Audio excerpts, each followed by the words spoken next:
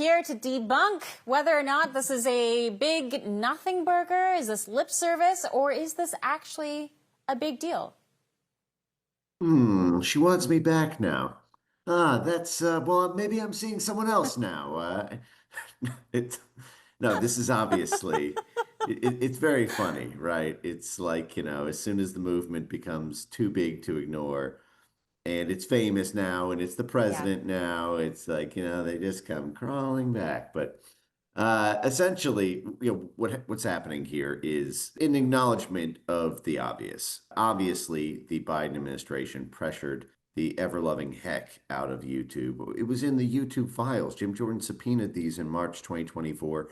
I owe effectively my whole career to the thing that Google just acknowledged. I was doing tours around the country in 2018 telling people about the government pressure on YouTube. This is before the Biden administration. This was when Congress was doing it, and when, unbeknownst to the Trump administration, they were doling out grants through USAID, through partnerships with the Department of Homeland Security, Yes. through CISA, through the Pentagon, through the State Department. Just like the FBI was taking actions that were unbeknownst to the Trump administration, so was their own national security state against Google.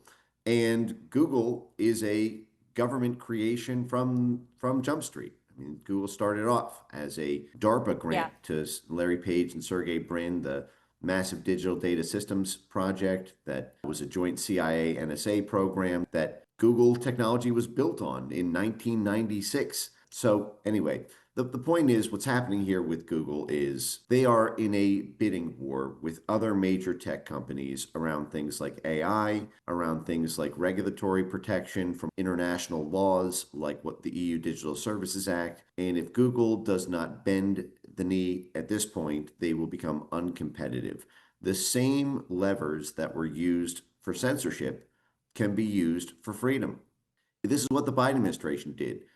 I remember vividly the week after the 2020 election when CISA's little zombie cutout group, the Election Integrity Partnership, jumped on a Zoom call and bragged about how YouTube cracked under what they called huge regulatory stakes of the election if they didn't censor content. That this should be against content moderation policies on these platforms, and they began to take proactive steps there. We did get industry partners to push the envelope a little bit in the U.S. context, but how can a similar kind of pressure and responsiveness be elicited from platforms when it's not a U.S. election with huge regulatory stakes for these companies? On effectively pushing the platforms to do stuff. So yes, there's a basic problem that they will always be more responsive in the places that are both economically highly important and that have huge potential regulatory impact. Most notably right now, that would be the United States and Europe. And now Google is under the gun of billions of dollars of fees and fines from the EU Digital Services Act, the UK Online Safety Act, laws that just have international creep against American tech companies that can only be protected by the White House and the State Department.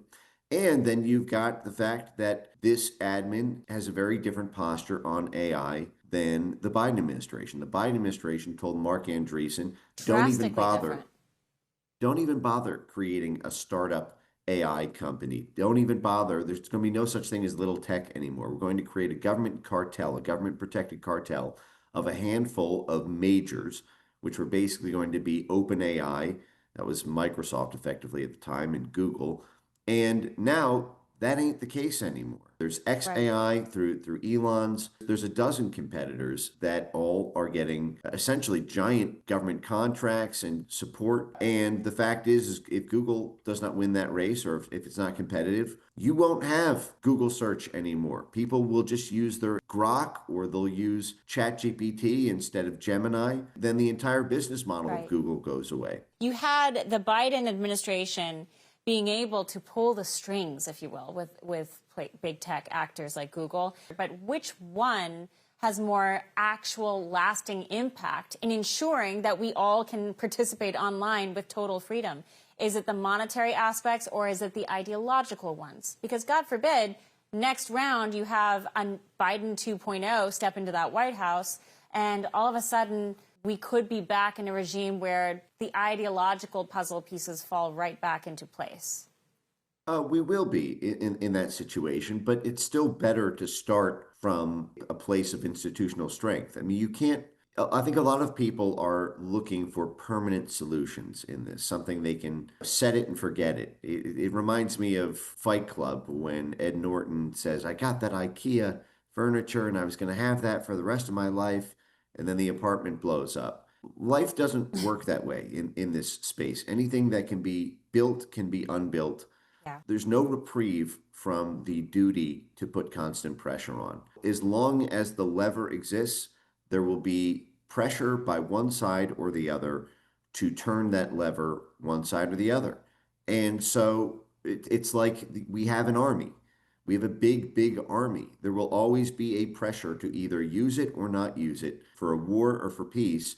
And if you just pretend you don't need to lobby against the war, then the war hawks are going to turn the Pentagon in a particular direction. It's the same thing with speech policies online. And this is why I campaigned, frankly, against the Section 230 folks back in 2018, 2019, 2020. Not because I didn't think it's useful in a utopian world, but because I knew what was driving that repeal Section 230 idea coming out of the White House and Trump's all-cap tweets was a desire to not have to do the trench warfare, was a desire to not have to recognize that levers have to be used to create institutional pressure for the values that are embedded in our Constitution. What criteria do you expect Google to actually impose when it comes to deciding who can or will return to the platform? I mean, do you think it's going to be an automatic lift, or is it going to be kind of a case-by-case judgment? I think it's going to be case by case. And I think it's going to depend on how much pressure is exerted in each case. I think right now what Google is doing is auditioning for government grants and contracts by putting high-profile people back on for another chance. As I mentioned, Milk Boys had videos reinstated, but I think it's going to take constant pressure to hold Google. They're not doing. I always said when the government got in the censorship business, Twitter had their arm and their leg twisted. Facebook had their arm and their leg twisted. Google did it willingly. Google enjoyed it. They'll need to be held to the fire of their feet. Seems to track, and I think you're right about that. Mike Benz, a pleasure as always. We're all out of time. We'll have to see you again soon. Chanel.